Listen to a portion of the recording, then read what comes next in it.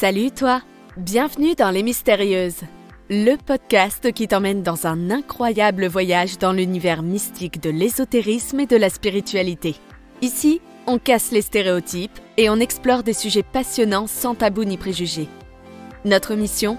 Éveiller ta curiosité et t'aider à te lancer dans des pratiques souvent mal comprises pour que tu puisses vivre une vie plus épanouissante. Nos discussions entre filles sont là pour te donner des astuces pratiques et te partager nos expériences personnelles. Alors, installe-toi confortablement, car tu vas voyager loin, très loin dans les mystères de l'ésotérisme et de la spiritualité. Prête à embarquer ? Ouvre grand tes oreilles, ça commence maintenant. Salut les auditeurs et salut les mystérieuses. Aujourd'hui au programme, Tarot vs Oracle, Comment choisir le bon outil? Alors, déjà, nous les mystérieuses, on peut nous retrouver sur YouTube. Et vous pouvez aussi nous retrouver et laisser vos commentaires sur Twitter. Alors, si vous n'êtes pas déjà inscrit, surtout inscrivez-vous sur @mystérieusefr. Et vous pouvez aussi nous retrouver sur différents podcasts. Et aujourd'hui, je vous présente mes collaboratrices mystérieuses adorées, ma petite sorcière Elisabelle. Bonjour. Salut, avec ma belle petite voix chaleureuse et rauque.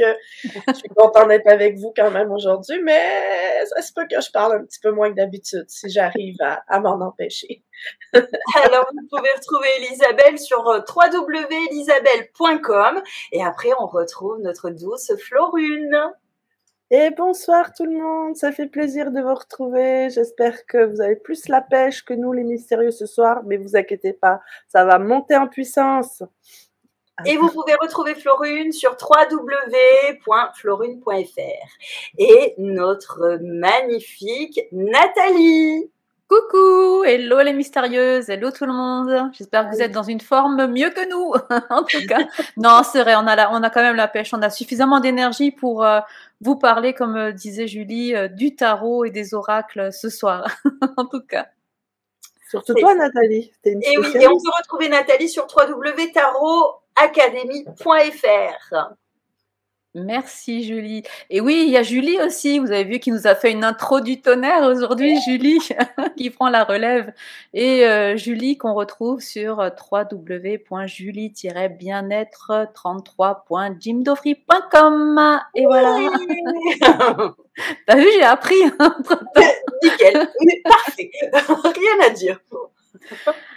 Alors oui, ce soir, l'idée c'était de parler du tarot, des oracles, parce que souvent quand on parle de cartes, que ce soit pour la divination, pour le développement personnel, quand on veut travailler sur soi, sur ses parts d'ombre, comme on dit habituellement, on essaye de choisir un jeu et on a toujours du mal à savoir quel jeu je vais prendre. Et on fait souvent pas la différence entre un tarot et un oracle, alors que c'est pas du tout la même chose.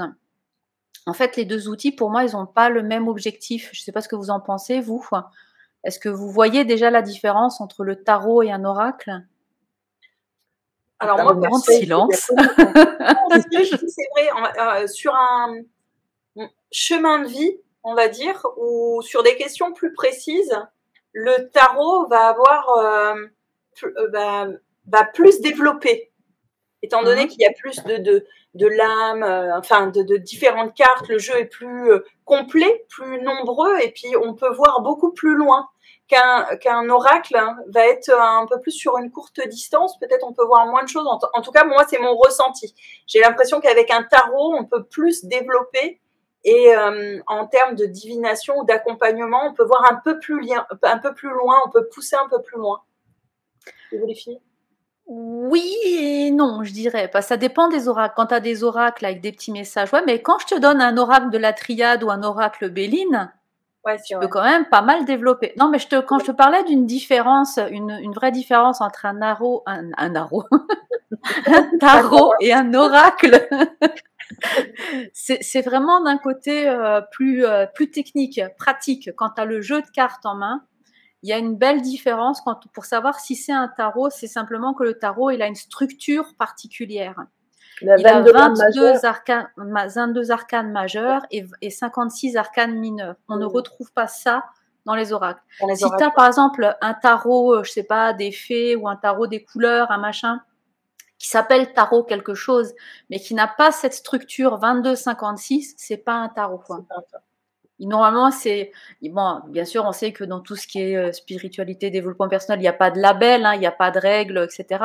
Donc ça, c'est une règle propre intrinsèque au tarot, voilà, mais c'est ce qui permet de faire la différence entre les deux. Donc on n'empêche pas, je pense que les maisons d'édition et autres n'empêchent pas d'éditer un tarot quand ils n'ont pas cette règle-là, mais normalement, ils ne devraient pas porter l'appellation tarot, mais s'appeler oracle quelque chose, quoi. Donc ça, c'est vraiment déjà la grande différence si on veut savoir est-ce que je choisis un tarot ou un oracle, pour pas se perdre, quoi. Et après, je sais pas, vous êtes plutôt tarot, plutôt oracle? Oracle. Ah, moi, je préfère le tarot de Marseille, parce que je trouve qu'il y a pas mal de similitudes avec les runes. Ouais. On l'avait vu en plus. Hein. On l'avait vu, ouais, on avait fait un live toutes les deux, justement, qui est disponible, hein, sur ma chaîne YouTube, si vous voulez aller le voir. Justement, on faisait le lien entre chaque lame, chaque arcane majeur du tarot et les runes, avec Florine qui nous a expliqué tout ça aussi. C'était super sympa. Ça y est, je commence à perdre ma voix comme toi aussi. Et ouais, Julie, je pense que toi, t'es oracle plus que tarot. Oui, alors bizarrement, j'ai commencé tarot avec tarot de Marseille et tarot le Normand, très jeune. Et au fur et à mesure où j'ai vieilli, je suis allée vers l'oracle. Oh là là, c'est sûr que t'es très très vieille là, ça, les cheveux blancs et tout. C'est pas vrai, je plaisante. Hein. Vous allez aller sur notre chaîne YouTube, vous verrez qu'elle est très jolie et très jeune, Julie. Mais ouais, j'ai commencé avec les tarots. Je sais pas, c'est peut-être le côté complexe du tarot et puis le côté, oui, comme tu dis, les arcanes mineurs et majeurs. Enfin, je trouve le tarot plus mystique et plus intriguant quelque part, plus ancien aussi. Mais il l'est plus ancien, ça c'est sûr. Alors, je vais faire un peu ma tarologue. Je vais vous donner 2-3 petits trucs. Quand on est justement, je vous disais, avec les arcanes majeurs, si là je montre pour ceux qui nous regardent sur YouTube, les arcanes majeurs, généralement ce sont des grands archétypes de la vie. Donc il y a 22 lames qui sont généralement numérotées, sauf pour une qui ne l'est pas. Qui porte un nom, un numéro, aussi il y a un autre arcane qui ne porte pas de nom. Et c'est vrai ce que tu disais sur ces 22, notamment majeurs là, mais on a aussi, je reviens après sur ce que tu disais, on a aussi les mineurs qui vont représenter des objets ou des choses comme ça, si on peut dire, parce qu'on a une série de bâtons que voilà, qui sont là, on a une série de coupes, on a une série, j'ai dit les épées. On a les bâtons qui sont là. J'ai mélangé avec des épées, peu importe. Ça fait beaucoup de cartes dans les mains. Et puis les deniers qui sont comme ça. Voilà. Et en gros, on ne reconnaît plus, Nathalie. Tu mélanges les épées, les bâtons, tes médicaments. Ouais. Les médicaments sont. Et pourtant, hein, l'épée, on la voit que c'est une épée. Hein. On voit que c'est une épée. Mais non, parce qu'il faut mentionner que tu es une experte en tarot, là. Ouais. Tu n'as pas le droit de faire d'erreur.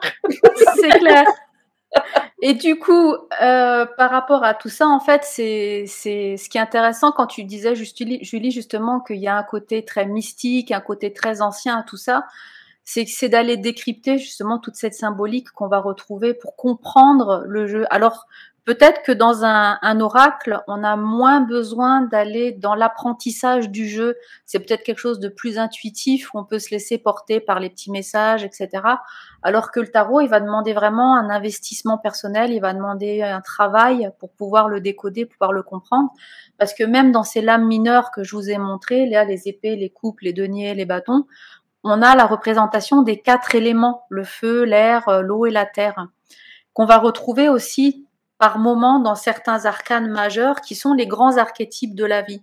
Et si ces 22 majeurs sont les grands jalons de notre vie, si on pouvait dessiner un chemin avec des petits cailloux, hein, on parlait justement en off tout à l'heure des cailloux que tu as ramassés sur la plage pour faire tes runes, si tu prenais tous ces petits cailloux et que tu les plaçais pour faire un chemin, les grandes pierres blanches symboliseraient les grands actes, les grandes actions de ta vie. Avec ici, ça peut être les mariages, les naissances, les décès, les grands déménagements, etc., quoi. Et les arcanes mineurs, c'est des petites pierres qui viennent se mettre entre les grandes étapes, qui vont faire le lien entre justement ces grands jalons de ta vie, pour te parler du petit quotidien, quoi, tu vois, de, je sais pas, comment changer de voiture, comment trouver un nouveau boulot, enfin, des problèmes un peu moins existentiels, tu vois, qui sont là, mais qui parlent de ta vie aussi. Et du coup, les arcanes mineures, elles sont plus proches de nous. Elles nous parlent plus de notre quotidien, alors que les arcanes majeures vont nous parler davantage des grandes étapes, des grands concepts de la vie, hein, et de la mort aussi, malheureusement. Ben là, de la maladie, des choses comme ça. On peut voir les grandes peines de cœur, ce genre de choses, quoi. Voilà, on peut voir beaucoup de choses dans le tarot. Enfin. Et voilà un petit peu la symbolique. Et pour moi, l'oracle, il est plus là. Alors, oracle, moi, j'en ai, je les ai pas tous sortis parce que j'en ai beaucoup. Je vous en ai sorti 2 à titre d'exemple. Alors, bien sûr, il y a ton oracle des heures miroirs qui en fait partie, Julie. Mais il y a, par exemple, les oracles comme ça qui sont des oracles de mission de vie. Et en fait, ici, c'est juste des petites cartes, comme on voit, avec des petits messages en bas. Voilà. Par exemple, ici, il y a marqué « Le conquérant de la guérison ». Enfin, voilà, c'est des petites cartes qui sont... Je les aime bien parce qu'elles sont assez dans les teintes pastel. On a des chamans, des choses comme ça à l'intérieur. Et en fait, l'oracle, vous voyez, par rapport à un arcane, si je prends un autre arcane du tarot à côté, eh bien, il est... ce que je montre ici à l'écran, c'est un exemple d'oracle avec une imagerie très simple qui laisse parler, laisse rêver le côté intuition avec juste un petit mot-clé, alors que la carte du tarot, l'arcane du tarot, il faut déjà un petit peu plus c'est pas que l'intuition ne peut pas jouer son rôle, mais il faut déjà un petit peu plus, se plonger dans la carte, aller essayer peut-être avec le mental aussi d'aller chercher, ah tiens, il y a un bonhomme comme ça, il fait ci, il y a telle représentation, il y a des fleurs, il y a des machins. Donc voilà, il faut peut-être un petit peu plus réfléchir aussi avec le tarot. Moi, j'aime les deux, mais c'est vrai que comme tarologue, je suis plus fan du tarot, c'est sûr. Et les oracles, il y en a pour tous les goûts. Je pense que vous en avez plein aussi. Il y en a un, Elisabeth, là, tu vas kiffer. Je vais faire chauffer ta carte bleue. Ça s'appelle Sorcière de la Lune. Oh wow! J'étais sûre. Ça, c'est que la boîte. Hein? Attends, t'as pas vu les cartes. Mais tu me fais toujours ça. Tu me fais acheter l'oracle des métamorphes. Et puis là, tu vas me faire acheter celui-là. Alors voilà l'arrière des cartes. Qui sont brillantes et dorées avec des dessins très pastels, etc. Et tout le long droit des cartes, elles sont noires avec des dessins, des couleurs pastels, mais qui ressortent très bien avec des dorures, etc. Et il y a des petits messages en bas. Et généralement, c'est des petits messages. Là, par exemple, j'en montre une où c'est le soleil avec des montagnes. On a l'impression que c'est le soleil qui est au-dessus des pyramides d'Égypte. Et la carte s'appelle justement le soleil. Et voilà, il faut trouver l'inspiration pour aller parler du soleil. C'est quoi le nom encore? Comment? C'est quoi le nom de cet oracle? Cet oracle, il s'appelle Sorcière de la Lune. Le voici, le voilà. Amazon, mon meilleur ami, va me l'apporter. C'est de Cosmic Valeria. Voilà. Ok. Je vais taper tout de suite. Les cartes oracles. Et donc voilà, il y en a des très jolies. Alors il y a les divinités à l'intérieur, il y a Cérès, etc.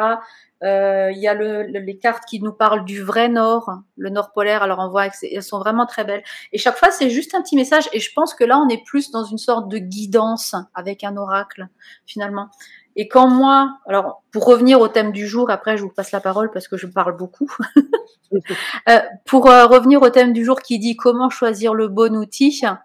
Pour moi, quand on veut, on choisit un jeu, que ce soit un tarot ou un oracle, en fonction du moment, en fonction du jour, à l'instant T où on veut faire son tirage.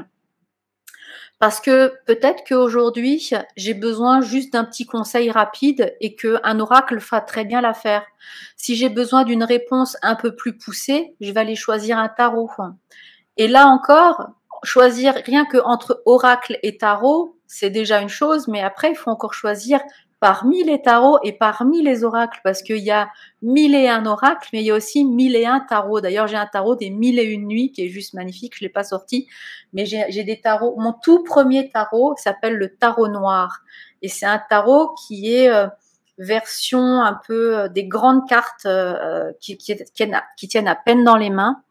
Et c'est une version un peu sépia comme ça. Et il est assez particulier parce que il a un côté un peu steampunk. Je sais pas si vous connaissez cette mode un peu victorienne. Alors, je vais vous montrer des cartes. Par exemple, l'arcane 13 qui fait souvent peur. On voit une sorte de squelette ici avec une tête qui porte une sorte de masque, etc. Il est assez particulier, mais c'est un mélange comme ça d'objets modernes qu'on va retrouver dans un tarot très médiéval. Et moi, j'ai beaucoup, pendant presque 2 ans, je travaillais qu'avec ce tarot. Après, par rapport à ma profession, je travaille beaucoup avec des tarots plus classiques, hein, comme le Camoin, le Grimaud. Mais voilà. Et dans tout ça, il y a encore d'autres tarots, des tarots anglais, avec le fameux Rider-Waite, hein, qui est le plus vendu, le plus utilisé, que vous connaissez sûrement. Et voilà. Donc, dans l'univers du tarot, c'est sûr que pour bien choisir son outil, il faut déjà savoir ce qu'on veut faire. J'ai envie de dire, comme tous les outils, si je dois planter un clou, je vais pas aller chercher une clé à molette, quoi. C'est pas que j'y arrive pas, parce qu'en tapant bien sans faire de trous dans le mur, je devrais pouvoir y arriver, quoi. Mais l'idéal pour planter un clou, c'est quand même le marteau. Donc c'est de bien déjà déterminer qu'est-ce que je veux faire, qu'est-ce que je veux travailler, et après c'est les affinités, quoi. Est-ce que je préfère voilà un petit marteau. Alors pour Elisabeth, il sera rose avec des papillons et des licornes. Pour Florune, ça sera le marteau de Thor avec des runes brillantes dessus et tout. En lien avec les runes. Et toi, je te laisse choisir, Florune, le type de marteau que tu voudrais. Mais c'est un petit peu ça l'idée, quoi, de vraiment choisir l'outil, enfin, selon ma conception. À part ça, je vous laisse un petit peu aussi vous donner votre avis sur justement le choix de l'outil, comment vous faites. Je vous souhaite à tous une belle soirée. Merci d'avoir été là. Non, mais sérieusement, j'ai envie de rebondir sur 1 million de choses que tu as dit parce que, oui, il faut me reposer. Moi, à l'époque, j'étais un peu comme on disait tantôt, moi aussi, j'ai commencé très jeune avec le tarot de Marseille, moi aussi. Mon frère est plus vieux que moi. Mon frère avait ses livres et puis il réécrivait à la main des mots-clés pour tirer le tarot de Marseille à sa façon. Alors, j'ai volé un de ses livres et je l'ai recopié, moi aussi, à la main, ce livre-là, quand j'avais 14 ans, et je l'ai encore. C'était juste des mots-clés. Fait que pour moi, je lisais les cartes de tarot, mais seulement les arcanes majeures. J'ai arrêté là. En faisant des tirages en croix, des choses comme ça, puis j'y allais vraiment selon mon intuition. Et puis, à un certain moment donné, je suis tombée sur mon premier oracle, parce qu'il faut dire que dans les années passées, ça a évolué, hein, les oracles, il n'y en avait pas autant il y a 20, 25, 30 ans. Le 30 ans, j'exagère un peu, je suis un peu jeune, là, mais il y a une vingtaine d'années, il n'y avait pas autant de choix sur les oracles. Là, c'est devenu... t'en as surtout. À l'époque, j'en avais acheté un qui s'appelait Demandez à vos guides de Sonia Choquette. Je ne sais pas si c'est cet oracle. Oui.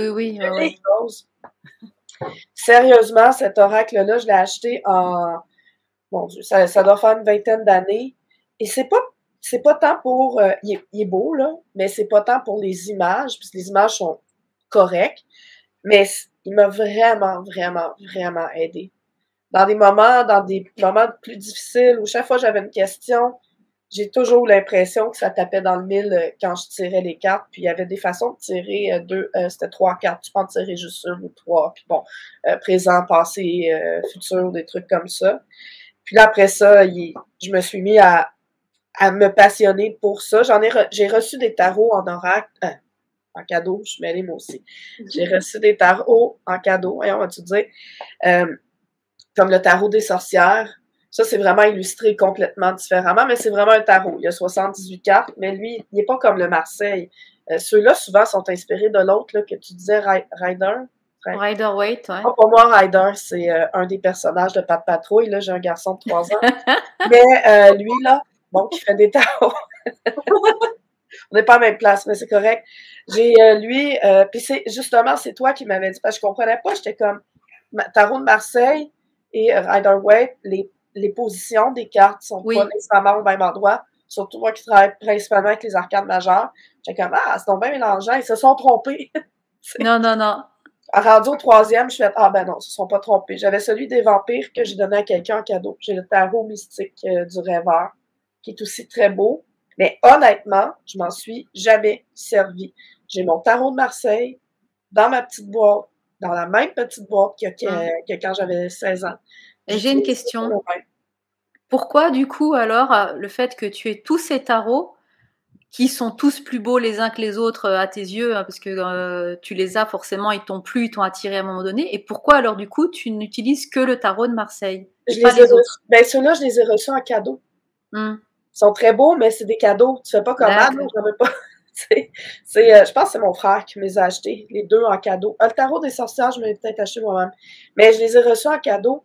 Oui, je les ai acceptés, mais mon tarot de Marseille, c'est mon énergie qui est dedans. Ouais, depuis. Ouais.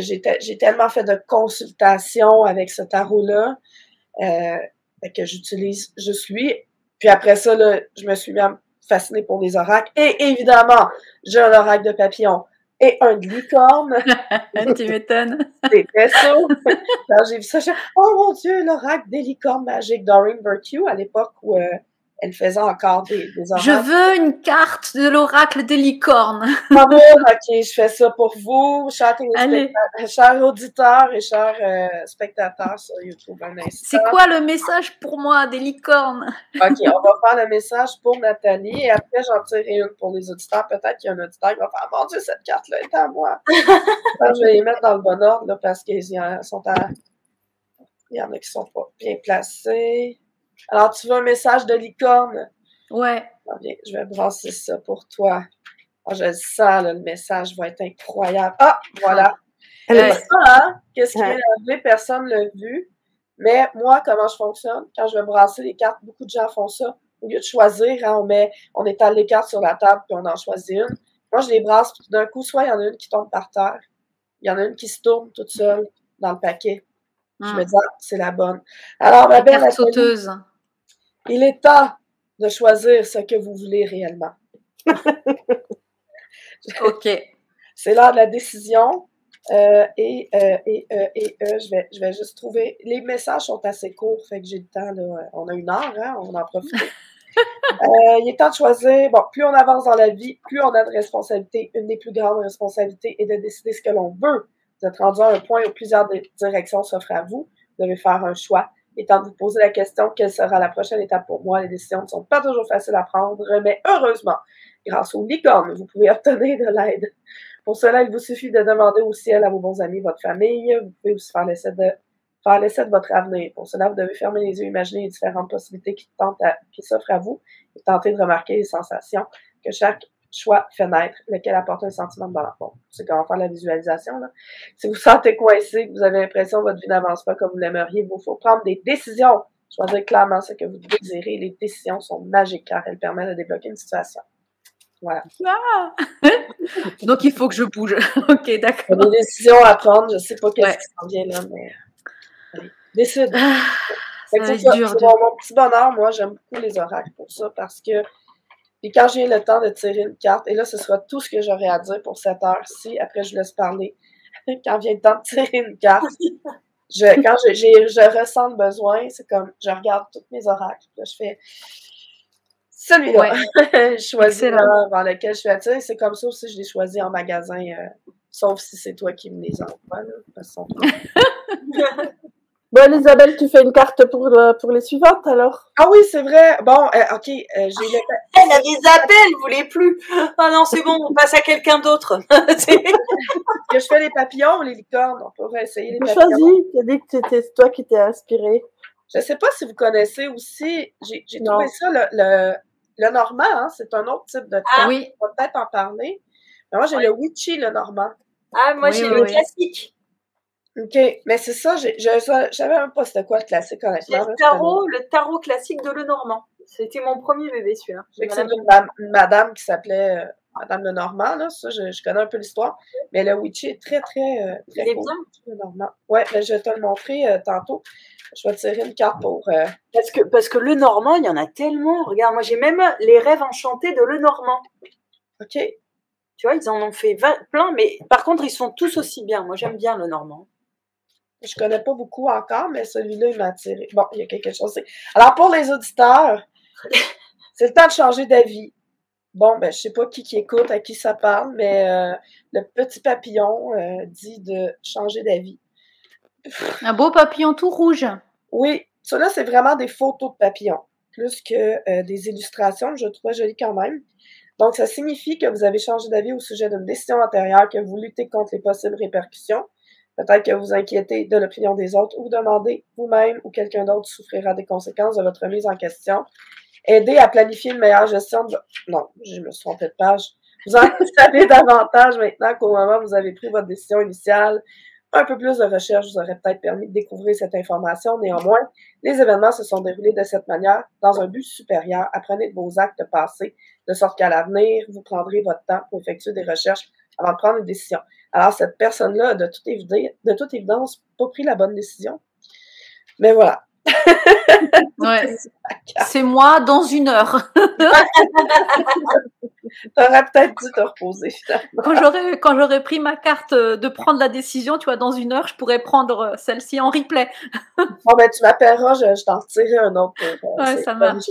Mais c'est ça, il faut faire attention aussi à ne pas tirer des cartes juste pour essayer d'avoir la réponse qu'on veut, là. Je sais pas si vous faites ça, vous, des fois. Non. Non, jamais. Surtout pas. Jamais, promis, tu fais jamais ça. Jamais, non. Mais ça n'a aucun sens.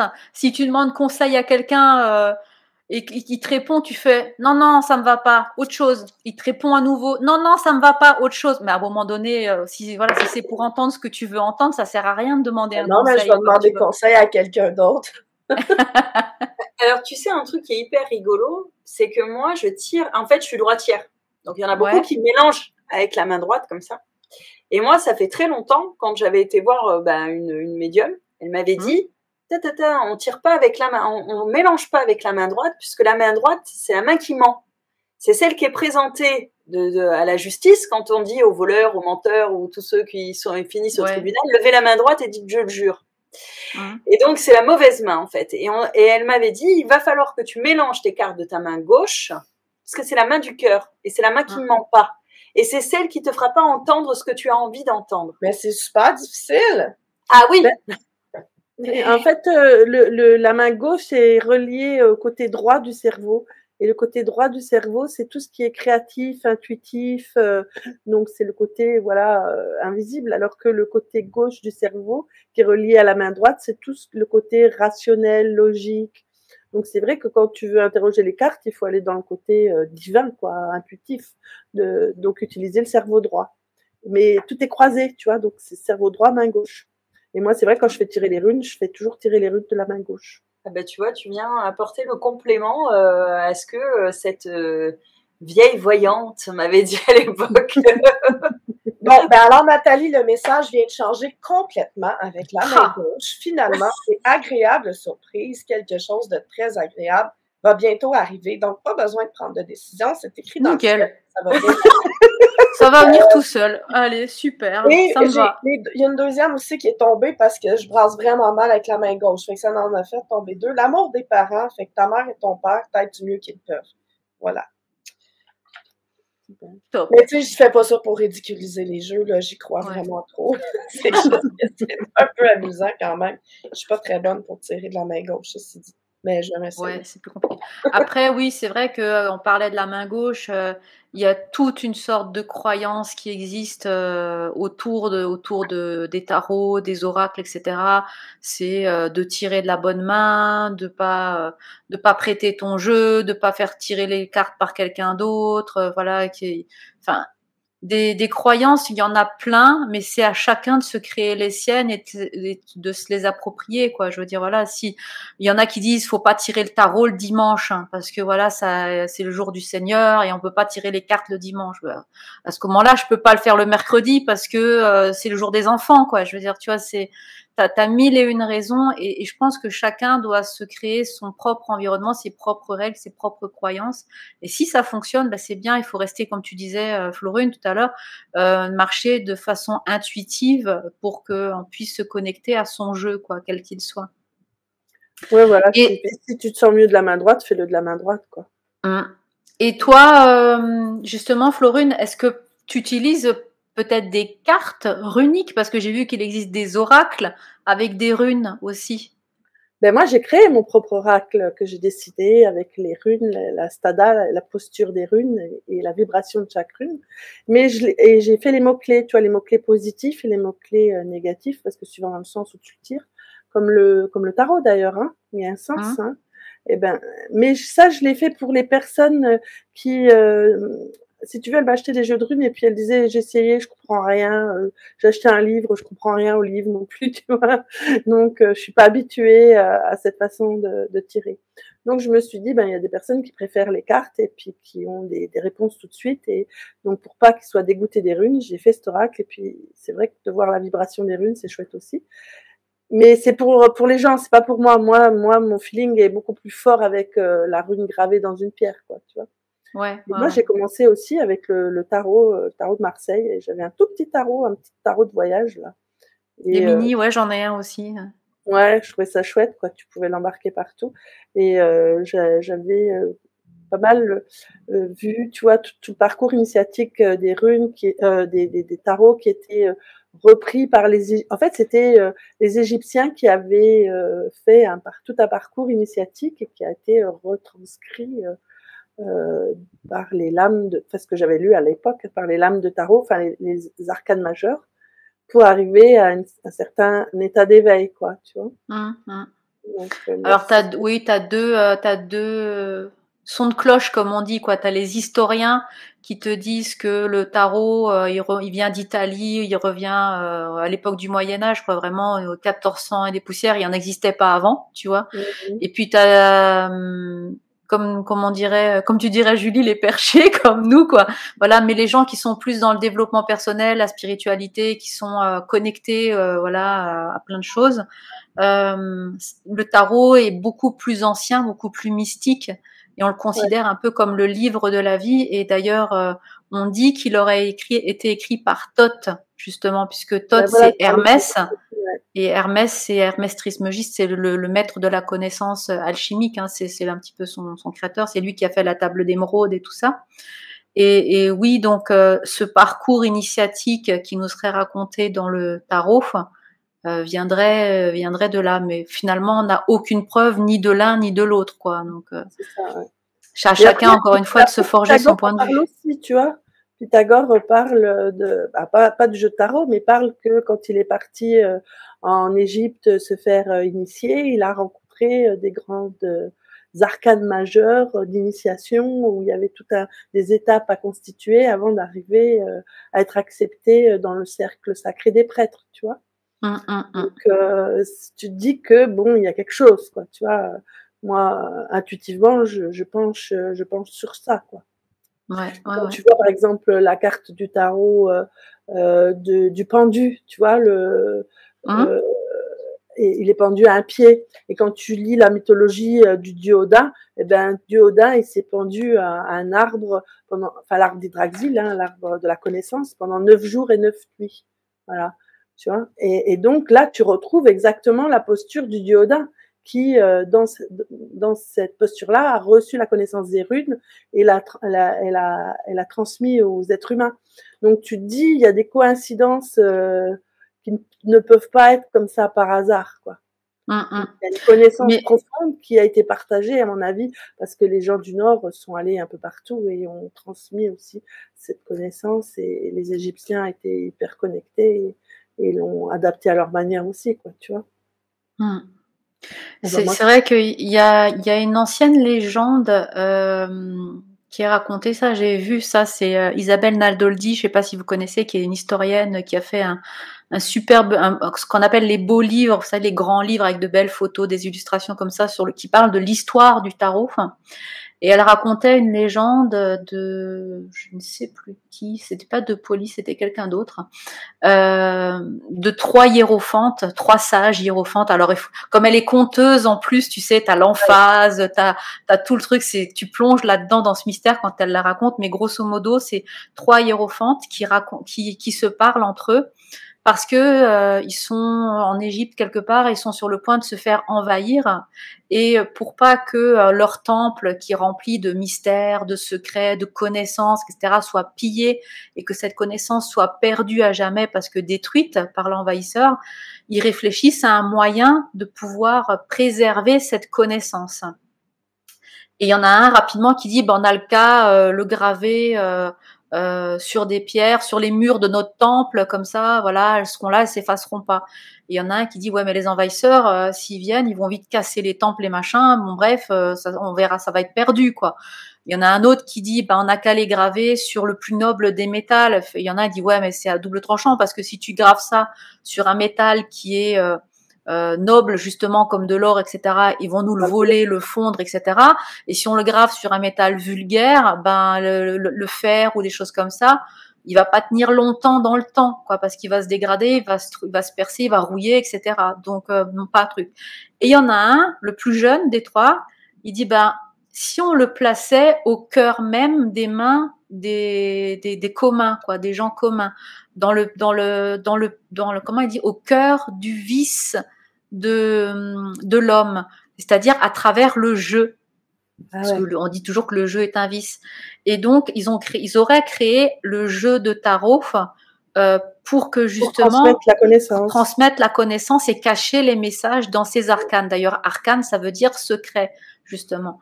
Et donc du coup, c'est pour ça que chaque carte des arcanes majeures, chaque lame raconte une histoire, raconte quelque chose. C'est chaque fois une connaissance, et on part de la première carte jusqu'à la dernière dans un chemin évolutif spirituel qui est censé nous ramener vers l'éveil.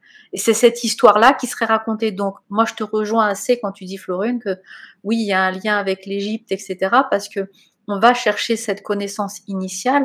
Et il y a de tout dans le tarot de Marseille. Il y a des notions, on l'a vu, des runes. Il y a des notions de magie. Il y a des notions d'alchimie, de kabbale, de lettres hébraïques, de langue des oiseaux, d'astrologie, de numérologie. Il y a absolument plein de sciences, arts différentes qui sont cachées, qui sont placées dans les arcanes pour raconter cette histoire, quoi. Et moi, je trouvais cette légende qu'elle racontait, justement, Isabelle Naldoli, juste super, parce que quelque part, ça vient un petit peu confirmer ce que tu disais avec le lien avec l'Égypte, quoi. Je trouvais ça chouette comme conte. Alors, il paraît que ça reste une légende, mais on sait bien que toutes les légendes, elles ont un fondement, quoi. Ouais, voilà. Donc, c'était cette petite parenthèse. Et donc, comment vous faites pour choisir quand vous allez acheter justement un nouveau jeu, entre un tarot, un oracle, vous faites comment pour choisir le bon? Moi, si tu veux, comme j'ai épuré tout ça, j'étais dans le tarot et moi, j'ai trouvé que trop d'informations tue l'information, tu vois. Donc, pour moi, j'ai éliminé tout ce qui est tarot et oracle et j'ai tout réduit aux runes. Aux runes. Un simple trait, tu vois, et qui, pour moi, me connecte 10 fois plus vite qu'un oracle, parce qu'un oracle ou un tarot, t'as beaucoup de couleurs, beaucoup d'indices, beaucoup de choses, et finalement, tu vois, comme tu disais dans le tarot, t'as l'alchimie, t'as plein de choses, mais t'as tout ça aussi dans les runes, mais c'est directement par la connexion, sans aller chercher, tout ce qu'il y a derrière, quoi, tu vois. Et donc, finalement, maintenant, les oracles, c'est plutôt chez les copines, tu vois, qui en ont plein.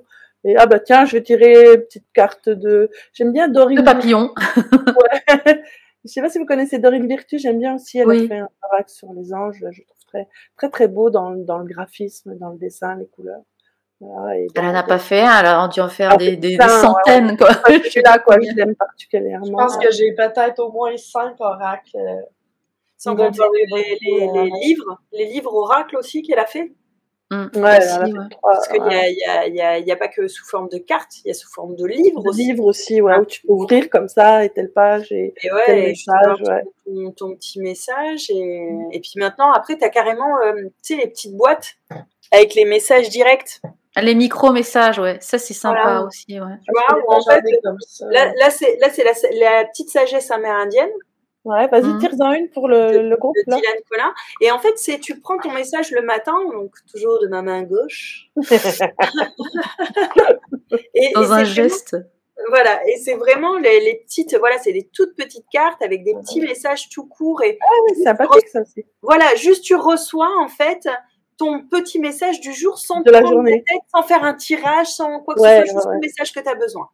Et là, donc, le message, c'est le vieil Indien dit: les peurs sont comme des pierres précieuses. Lorsqu'on les polit et qu'on les taille, elles deviennent autant de joyaux et de richesses à notre âme. Si l'on parvient à s'emparer avec fierté, alors on ne connaît plus la peur et on accède à une autre forme de liberté menant tout droit au bonheur. Magnifique. C'est très C'est joli. superbe. C'est très, Ouais. très beau. J'en ai Et un ça moi, parle qui- directement au cœur. Hein. Ah, oui. j'en ai On un vous qui- mettra d'ailleurs tous J'aime beaucoup les liens de ces petits oracles et tarots en Ça, c'est description de cette vidéo. Ouais, la petite sagesse amérindienne de Dylan Collin. Mm. Il a fait pas mal d'oracles aussi, lui. Hein. Il y en j'en ai a tellement. Est-ce que je peux le dire? Vas-y. Couper la parole.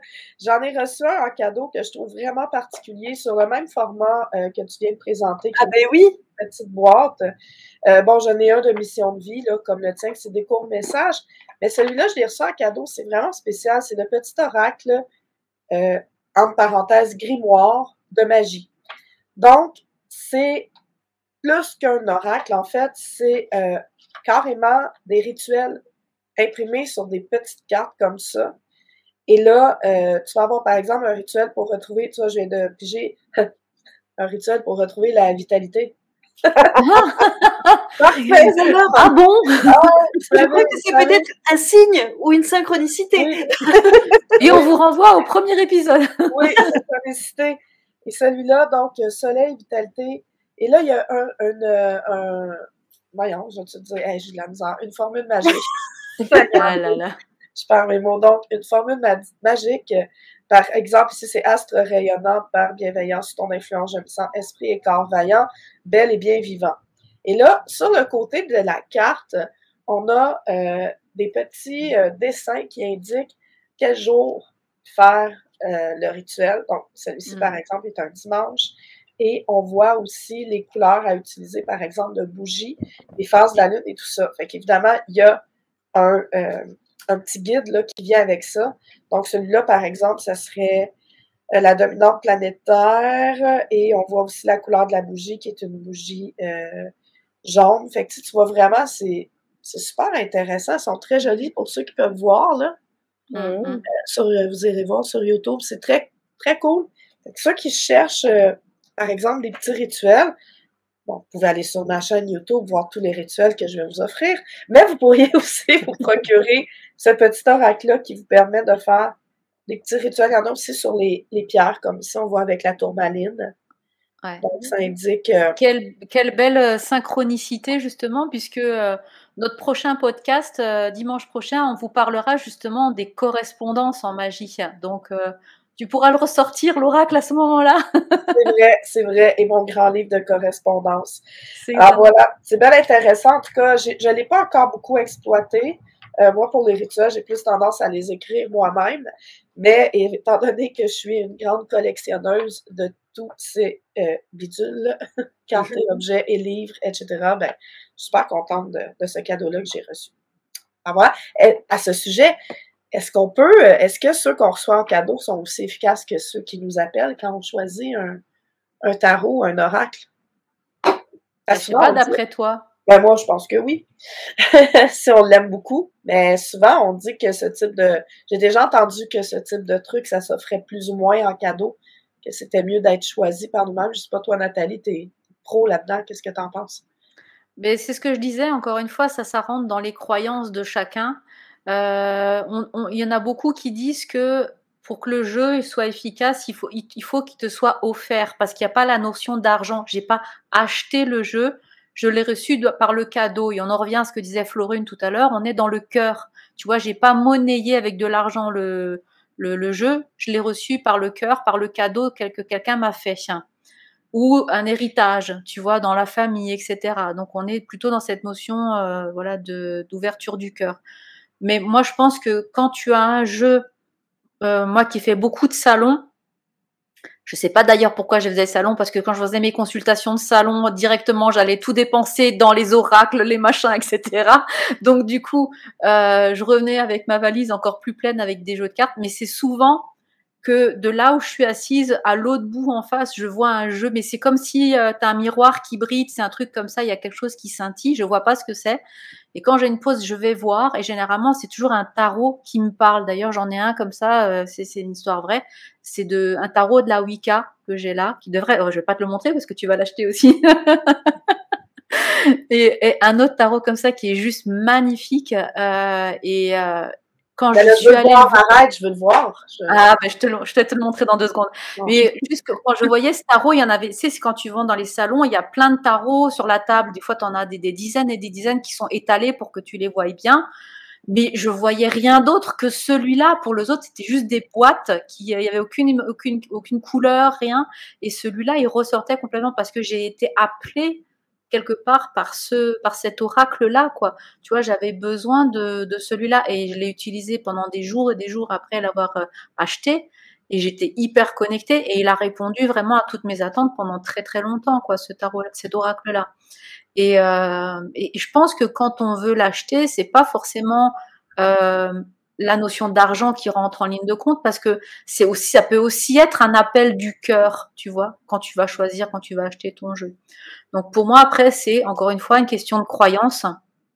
Et puis en même temps, je te dirais que si tu dois attendre sur ta famille, tes amis qu'on t'offre des oracles et que tu en veux un précisément, ça risque d'être long, quoi, aussi. Donc des fois, il vaut mieux aller l'acheter. C'est particulier qu'est-ce que tu dis parce que moi, j'ai le souvenir très, très imprimé dans mon esprit de quand je me suis procuré celui de Sonia Choquette, mon premier oracle dont je vous ai parlé, demandé à vos guides. Je me rappelle précisément que c'est une soirée où j'avais eu un conflit avec mon conjoint de l'époque et je suis partie prendre de l'air. Donc, je suis partie en voiture. Je savais absolument pas où je m'en allais. Je suis allée dans une ville un peu la prochaine ville, là, éloignée de chez moi. Et je me suis arrêtée dans ce qu'on appelle une tabagie au Québec. Je sais pas si vous avez ça en France, là, ou un dépanneur, oui. en tout cas. Pardon? Tabagie, c'est un tabac, un truc que tu Un vas bureau de tabac? Nous, on appelle ça une tabagie, mais oui, ils vont vendre du tabac comme partout, là, des cigarettes, des trucs comme ça à l'origine, mais ils vendent aussi des revues, des livres. Oui, on appelle ça un bureau de tabac chez nous. Là, c'est ça, tabagie, dépanneur. On appelle ça aussi des dépanneurs, mais celui-là était plus... Peu importe. Fait que je me suis arrêtée là, mais je ne savais même pas pourquoi je m'arrêtais là. J'ai juste fait « Ah, tiens, je vais aller là. » Puis je suis rentrée, je me suis promenée dans les allées, puis je savais même pas ce que je cherchais. J'avais aucune raison d'être là. Et puis là, j'ai vu ça. Puis vraiment, tu sais, tu dis, ça t'appelle, mais ça m'a tellement appelé fort. J'ai fait « Ah, c'est pour ça que je suis ici. » Je l'ai pris, je l'ai acheté. Je suis retournée chez moi, puis comme je dis, c'est vraiment un truc qui m'a vraiment beaucoup, beaucoup aidé. C'est sûr que j'étais dans un moment où j'avais besoin de guidance, puis le truc s'appelle demander à vos guides, là, donc ça peut avoir aidé à m'influencer.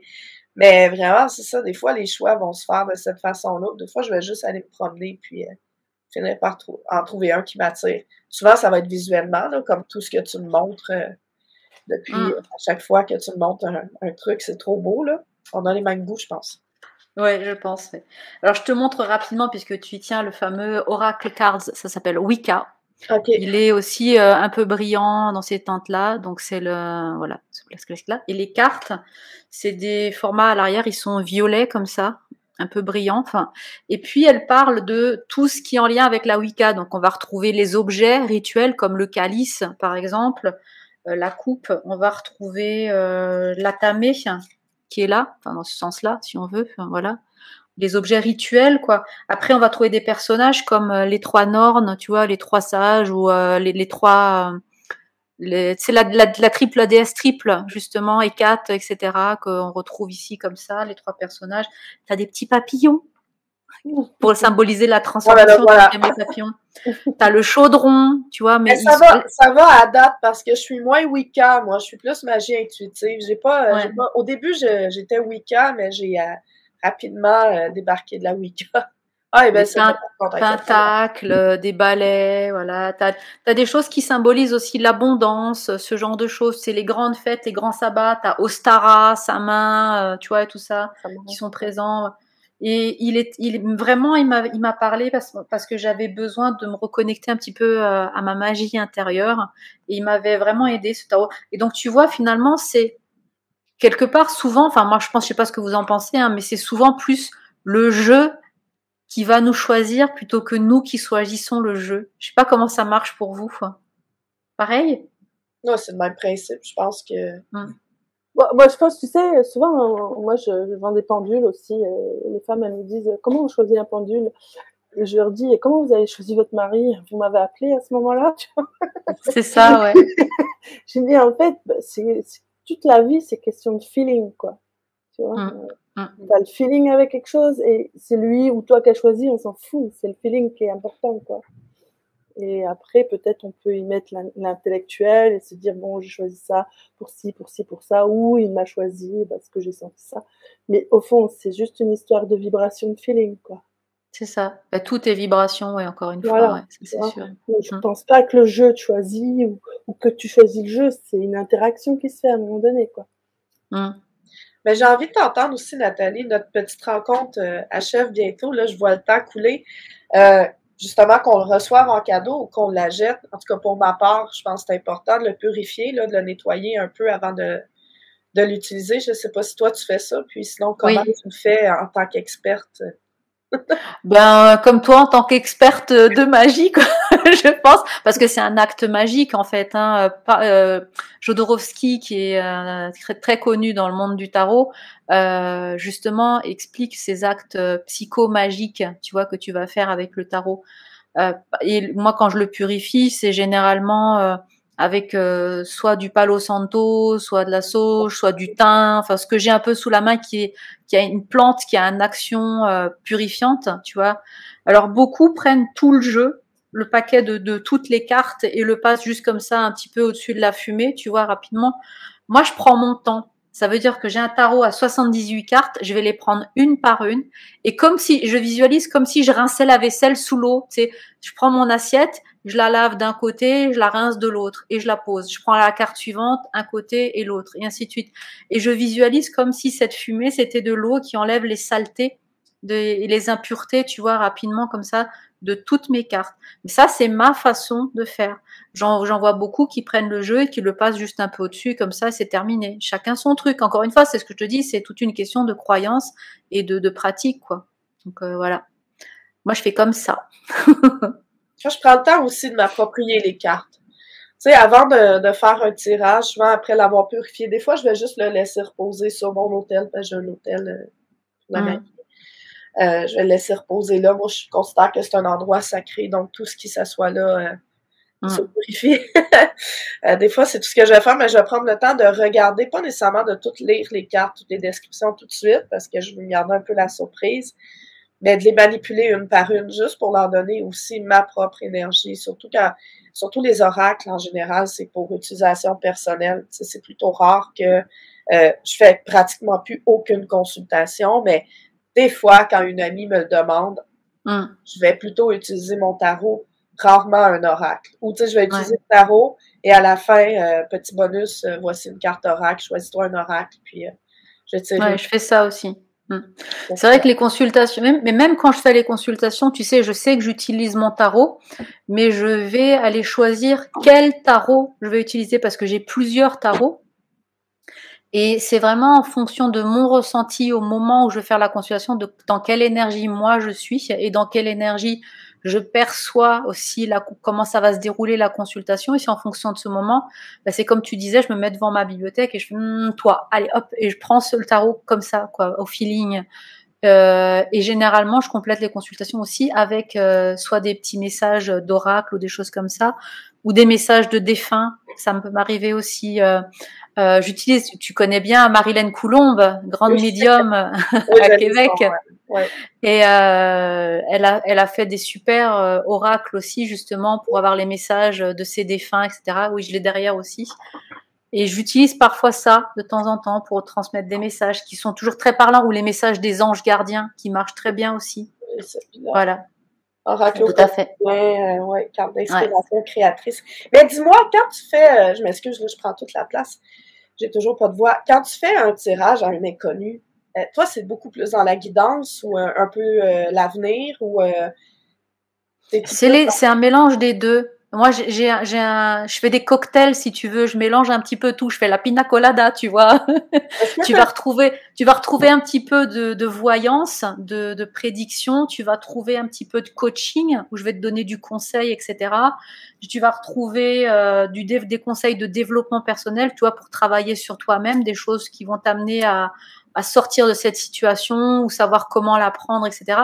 Parce que au début, quand je faisais mes toutes premières consultations, je restais dans la voyance et je m'arrêtais là. Mais si je te dis demain, il faut que tu vas changer de travail, tu vas aller vers un autre boulot, ou tu vas changer de mec, tu vas aller prendre une nouvelle vie, etc. Super, j'ai l'info, mais je fais comment? Parce que le comment il te manque, c'est comment je change de boulot, comment je trouve un nouveau gars, etc. C'est compliqué. Et donc du coup, moi, c'est ce que je disais avec les majeurs, tu vas donner ces grandes étapes, mais c'est important de combler les vides. Et donc du coup, là, je prends ma casquette de coach et j'utilise différentes. Alors ça peut être du coaching brut, du coaching de développement personnel, mais souvent je vais aussi dans le chamanisme parce que je fais beaucoup de chamanisme et je vais aller dans le tarot aussi, il y a du chamanisme. Donc, je vais aller travailler ce côté, travail intérieur ou spirituel avec l'alchimie aussi. Tu vois, donc dans la consultation, je mélange tout. Le tarot est un support, mais je viens greffer d'autres trucs dessus. Je peux même des fois sortir un pendule en complément ou ce genre de choses, tu vois, qui viennent ou un autre oracle. C'est pas rare que quand je suis dans une consultation, je sors le jeu de cartes. Alors, on parlait de recouvrir, de demander des trucs supplémentaires tout à l'heure. Je fais un tirage en croix, par exemple, avec mon tarot. Et quand j'ai fini de parler, je viens combler les petits vides, justement, les petits cailloux que j'évoquais au début de cette émission, pour justement prendre un autre oracle. Alors, ça peut être le triade, ça peut être le béline, etc., pour venir combler les vides et raconter des petites choses qui vont expliquer le comment arriver à ce que le tarot m'a donné comme grande idée, tu vois. Est-ce que tu parles du passé aussi? Aussi, ouais, du passé. Est-ce que tu as déjà eu des clients difficiles? Oui, bien sûr, bien sûr. J'ai déjà eu des clients. Tu vois, au début, généralement, en plus, je prenais toujours un petit moment pour parler de la personne, tu vois, de dire, moi, je vous ressens comme ça, vous êtes une personne intelle. J'utilisais même la numérologie par rapport à la date de naissance pour donner le chemin de vie, ce genre de choses. Et je vous disais, je vous vois comme ça, machin, mais vous avez évolué. Aujourd'hui, vous êtes plutôt comme ça, et vous recherchez quelque chose comme ça, comme ça. Donc, en 3 minutes, je faisais un rapide passage de la vie de la personne, comment elle était dans le passé, comment elle se sent, comment elle est aujourd'hui et à quoi elle aspire pour demain. Et un jour, j'ai une cliente, je me rappelle, je commence, ça dure 1 minute, elle me dit « Non mais c'est bon, on va arrêter la consultation là tout de suite parce que là vous me parlez de mon passé, ça ne m'intéresse pas, je me connais très bien, je sais qui je suis, au revoir madame, remboursez-moi. » Elle me raccroche au nez. Ça a duré même pas 2 minutes, tu vois. Donc, j'ai même pas eu le temps de répondre, tu vois, j'ai même pas eu le temps de dire elle m'a raccroché au nez direct, quoi. Donc oui, tu as toujours... Aussi, quand je faisais des consultations, je partais toujours avec le passé en premier. Ouais. Pour comme un peu mettre la table. C'est dire, bon, OK, ce que je vois. Puis là, souvent, la personne, quand tu tombes, quand tu es juste sur le passé, ça crée une certaine confiance. Tu sais, se dire, wow, elle a vu ça dans mon passé. Puis c'est des trucs souvent plus personnels, tu sais, que je voyais. Et puis, à un moment donné, c'est un collègue de travail qui voulait absolument que je le fasse. Puis moi, je voulais pas. J'étais comme, ça me tente pas. Puis il dit, ouais, je veux voir si ça marche. Puis tout. Fait que là, je commence de la même façon que d'habitude. Puis, mais tu sais, il part à rire, là. Comme, il se foutait de ma gueule, là, complètement. Genre, c'est clair. Ça, c'est pas vrai, c'est n'importe quoi. Ma mère, ça, non. Je fais comme, bon, là, c'est moi qui ai dit, regarde, OK, on va arrêter ça, là, tout de suite, parce que, tu sais, si la personne en avant de toi n'est pas ouverte à ça, elle n'a pas une certaine ouverture. Ça marche pas. Ça marche pas, là, c'est des énergies qui communiquent, tant qu'à moi. Là. Je disais souvent ce que je disais aux gens, pour ma part, je sais pas si toi c'est comme ça, les gens me disaient ce que je vais te dire. C'est des choses que tu sais déjà, qui me reviennent à moi, puis que je les retourne à toi. C'est ça. Je suis juste un canal, puis mon outil pour voir, Ben, ce sont des cartes. Moi, je le voyais C'est beaucoup ça. comme ça. Ben, toutes les cartes, comme les runes d'ailleurs, ou les oracles et tout ça, ce sont que des outils qui sont un moyen d'exprimer notre intuition, quoi, finalement, tu vois, parce que on va aller percevoir intuitivement les besoins, etc. de la personne. Et c'est pour ça qu'à un moment donné, quand tu es voyant, les vrais voyants, t'entends souvent voyant pur, etc. C'est que t'as même pas besoin finalement d'avoir des cartes ou des pendules, c'est que tu peux percevoir et ressentir les choses par la pure clairvoyance, quoi, sans outils, tu vois. Et ces outils-là, ils sont juste un driver qui te permettent de canaliser quelque part ton mental, l'occuper un petit peu pour faire parler ton intuition, quoi. Tu vois, il va aller, c'est un petit starter quelque part aussi, quoi. Mais moi, je pense que c'est ce qui arrive au bout d'un moment, tu vois. Au bout d'un moment, tu intègres complètement ton outil. Et du coup, bah, moi, maintenant, des fois, j'ai plus vraiment besoin qu'elle me tire une rune. La rune apparaît, quoi, tu vois. La rune ou l'intuition, parce que au bout d'un moment, tu l'intègres ton outil. C'est pour ça que moi, j'ai arrêté de me disperser dans plein d'oracles, de tarot, tout ça. J'ai dit, bon, il y a plein d'outils, mais on peut pas être musicien avec tous les instruments. Il y en a, oui, moi, non. Donc, j'ai choisi mon instrument, si tu veux, quoi. Et je pense que n'importe quel instrument, si tu l'utilises souvent, au bout d'un moment, tu vas l'intégrer et tu n'en as plus besoin, quoi. Et toi, Julie, tu nous as pas dit, je sais que tu fais aussi des consultations parce que j'étais dans un salon où je t'ai consulté en douce. Et qu'est-ce que tu utilises quand tu fais des consultations, toi? Alors, j'utilise l'oracle beaucoup, moins que tarot. C'est un support qui me sert. Alors, à chaque fois, je dis à la personne, en fait, c'est un support qui me sert à faire tomber votre bouclier, entre guillemets, parce que le temps que vous passez à analyser l'image qu'il y a sur la carte, moi, ça me permet, en tant que clairvoyant, de passer une espèce de barrière ou de bouclier qu'on met par protection, qui est instinctif, en fait. Hein. Les gens viennent, ils veulent savoir, mais quelque part, ils se protègent. Et moi, généralement, alors ça le fait pas à tout le monde, mais je passe souvent par le côté un peu défunt. C'est-à-dire que souvent dans mes consultations, je dis voilà, vous avez perdu telle personne à telle période et il y a ce message-là. C'est un peu l'aspect accroche de la personne pour qu'elle puisse avoir confiance. Et après, souvent, moi, je fais battre. Donc, c'est pas moi qui le mélange. C'est eux qui le mélangent. Parce qu'en fait, ils viennent mettre quelque part dessus un peu leur énergie, déposer leurs énergies. Et quand moi, en fait, je vais poser mes mains dessus, c'est vraiment un ressenti vibratoire et énergétique. Et à force, effectivement, comme le disait Florune, en fait, mes cartes à moi, elles me servent même plus à l'interprétation. Elles servent plutôt à la personne qui est devant, qui est en train, en fait, d'analyser la carte et l'image qu'elle voit. Et pendant ce temps-là, ben, elle fait tomber en fait quelque chose, ce fameux bouclier de protection qui permet en fait en clairvoyance pure, comme tu disais Nathalie, en fait, voilà.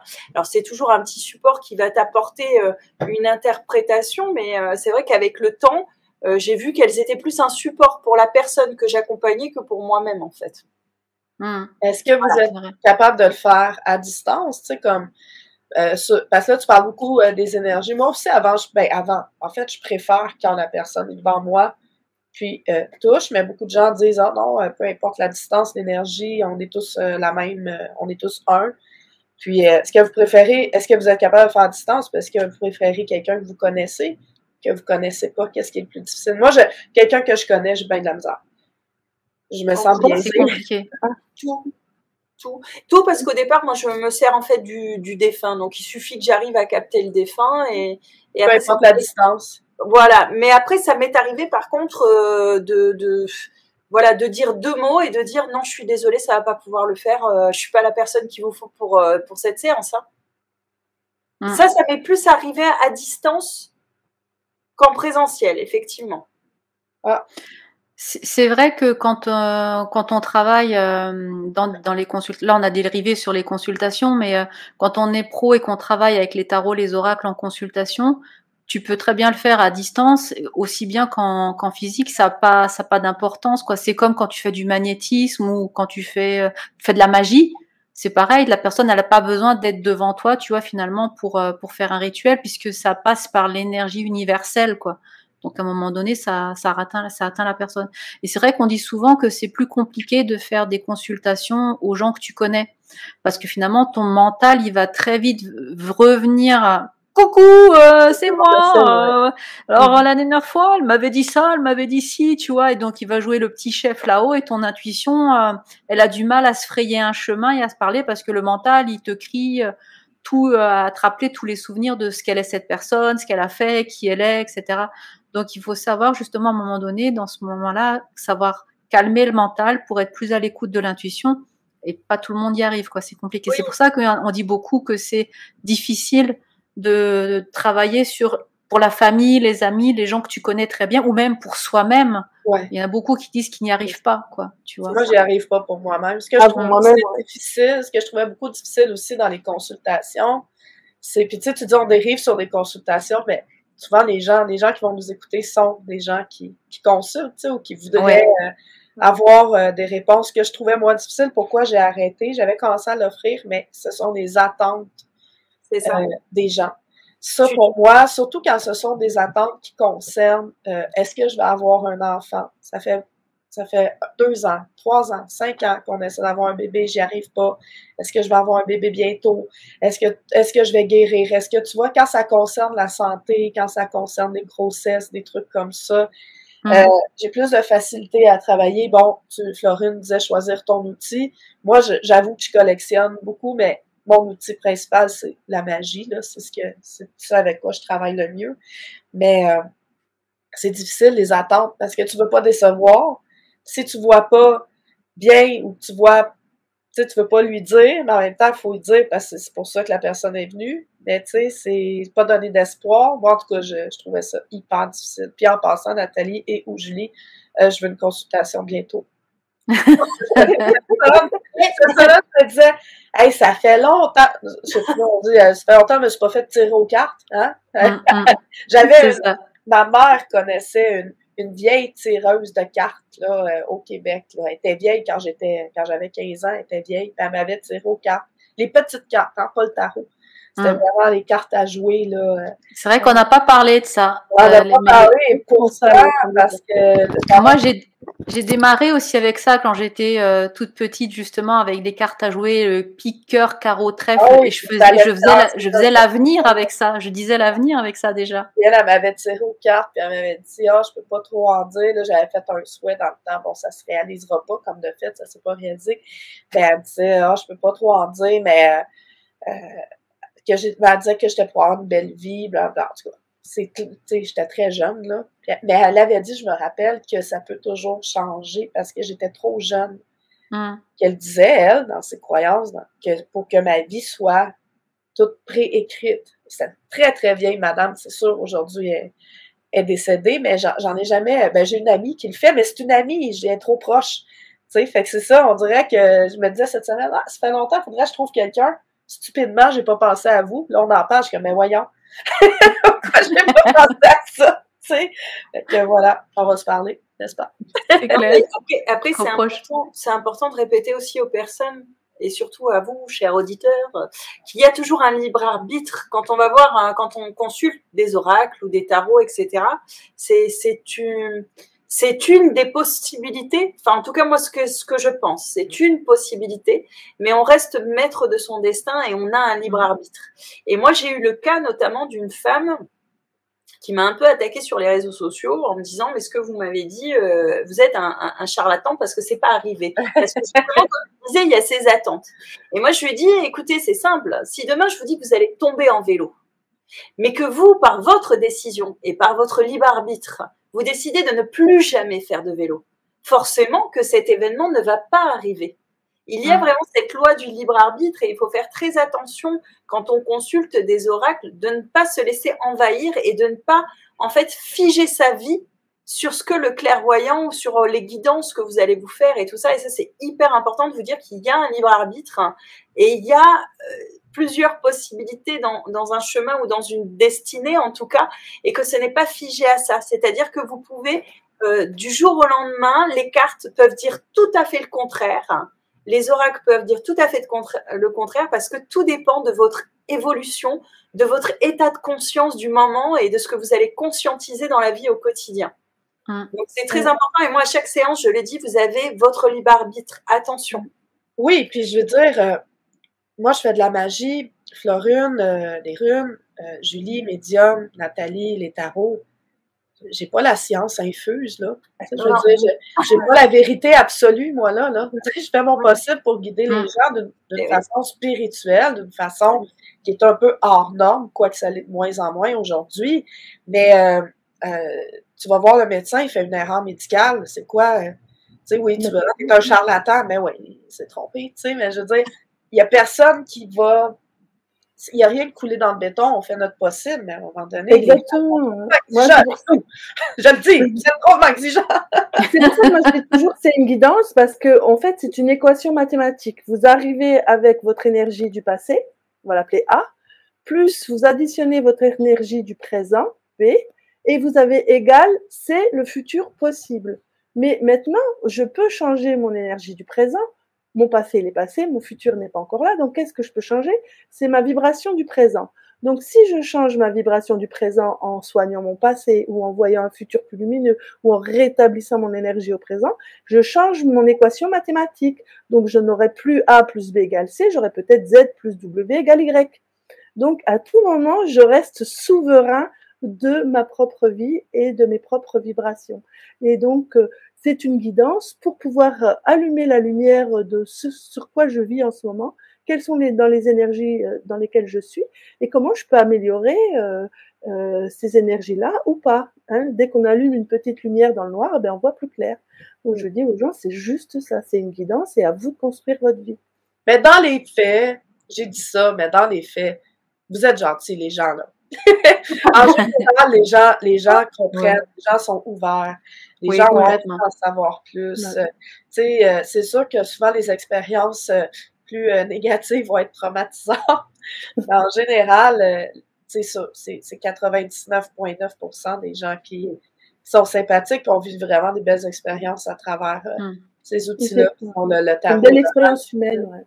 Oui, exactement. Puis c'est que quand tu te mets à te connecter à la personne, c'est fou, là.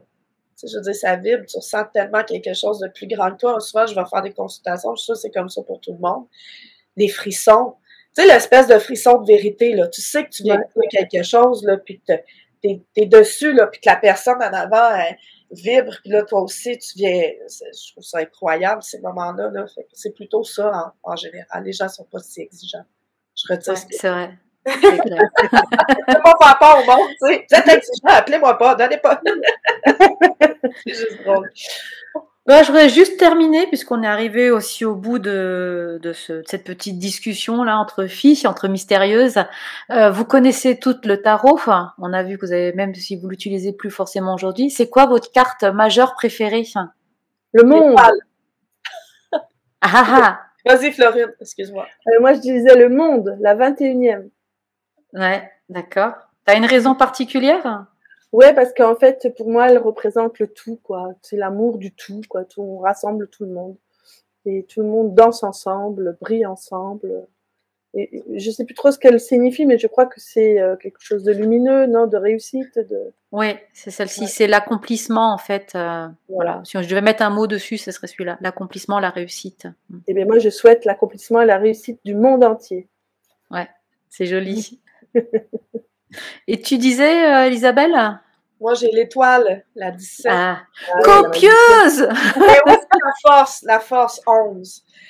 Généralement, quand je tirais les cartes pour moi-même à une certaine époque, si l'étoile et ou la force étaient dans mon jeu, dans mon tirage, c'est que je savais que j'étais sur la bonne voie. Je savais que c'était bon. Puis l'étoile, le 17, ça a toujours été un nombre pour moi. Depuis que je connais les tarots, le 17 est devenu mon chiffre de protection, mon nombre chanceux.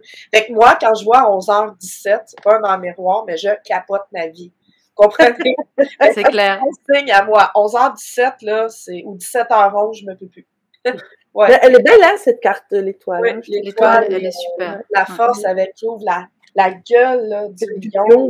La force, cette jeune femme qui ouvre la gueule du lion. Ouais. Là, on est vraiment dans la maîtrise des émotions, quoi. Tu maîtrises ton instinct animal. Ouais.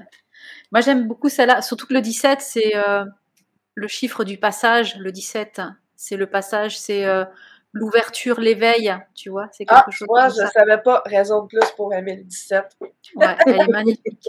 Avec Sirius tout en haut, au-dessus de la tête. Je vais voir encore la carte. Je vais voir encore ce nombre-là d'une nouvelle façon à partir Nouvelle façon. d'aujourd'hui. Et toi, Julie, c'est quoi ta carte? Le battleur. La toute première. Nouveau départ, non, c'est pas ça? C'est ça. Ouais, le battleur. Celui avec son petit baluchon, là, avec les outils et tout Non, ça. c'est Non, le ok, nouvel non, autre. ça, c'est le baluchon, c'est pas ça. Ok, ouais. C'est un beau jeune homme, quoi.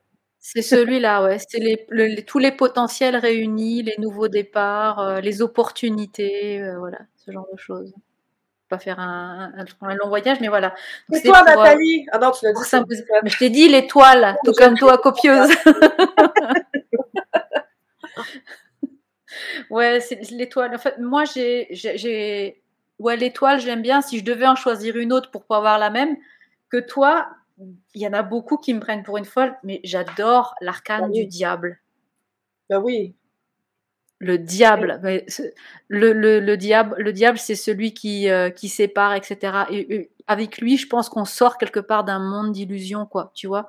Et moi, j'aime beaucoup cette carte parce que elle fait souvent. Il y a beaucoup de cartes dans le tarot qui sont censées faire peur, mais qui, en fin de compte, ont une vraie symbolique beaucoup plus profonde, qui est magique, j'ai envie de dire, quoi. Moi, j'aime beaucoup le pendu aussi, quand tu la regardes Ouais. dans l'autre sens, qui pousse.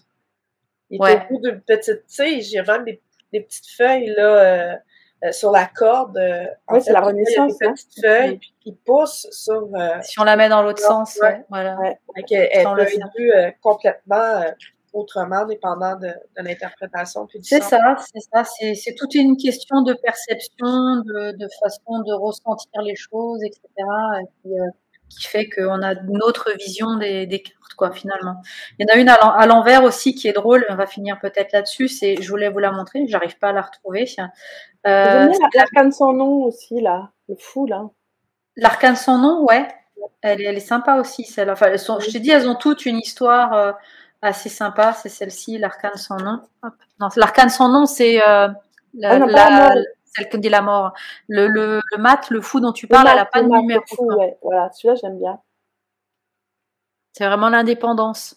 Ouais, parce qu'il part, il trace sa vie, quoi. C'est de lui que je parlais tantôt avec son petit baluchon. Ouais, c'est ça. Voilà. C'est quelque part, c'est le battleur qui a fini son parcours et qui, tu sais, le tarot, c'est la rota, hein, c'est la roue du tarot.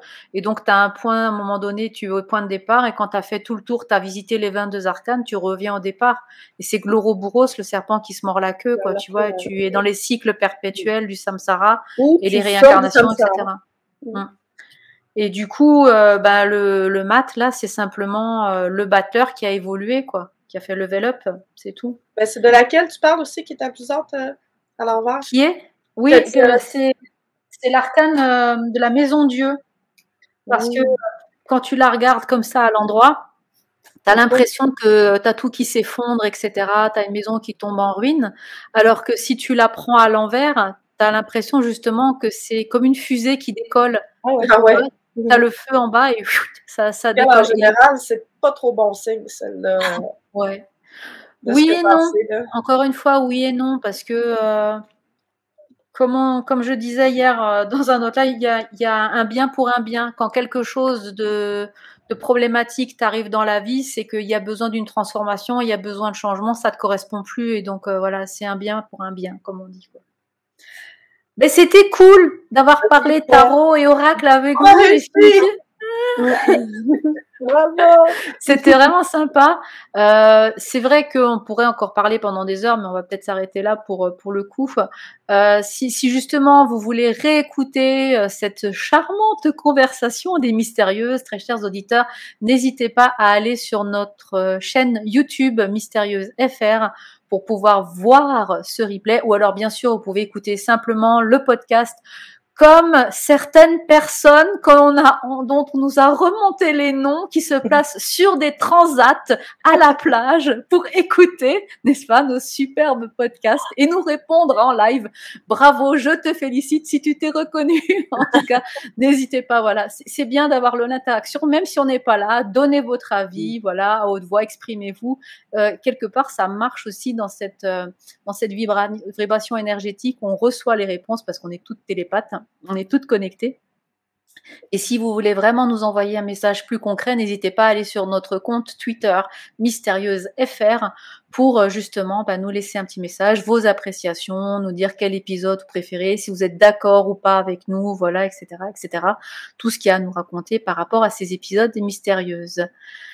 Merci les filles, merci à vous toutes et à vous tous de nous avoir suivis, de nous avoir écoutés jusqu'au bout. N'hésitez pas à vous abonner. N'oubliez pas, c'est important. Abonnez-vous au compte, à différents podcasts que vous pouvez avoir sur toutes les plateformes et aussi à la chaîne YouTube, bien sûr, pour voir plus d'épisodes sur les Mystérieuses. On se retrouve dimanche prochain, les filles. Oui. Okay. Bye bye. À bientôt. Bye bye, les filles. Bye. Bye tout le monde. Bye tout le monde.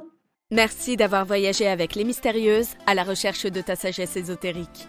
N'oublie pas de t'abonner à notre podcast pour ne rien rater de nos prochaines discussions passionnantes sur l'ésotérisme et la spiritualité. Retrouve les Mystérieuses sur leur site web respectif que tu trouveras en description de ce podcast. Reste émerveillé, continue à explorer ta spiritualité et fais entrer la magie dans ta vie. Merci de nous avoir écoutés. Bye!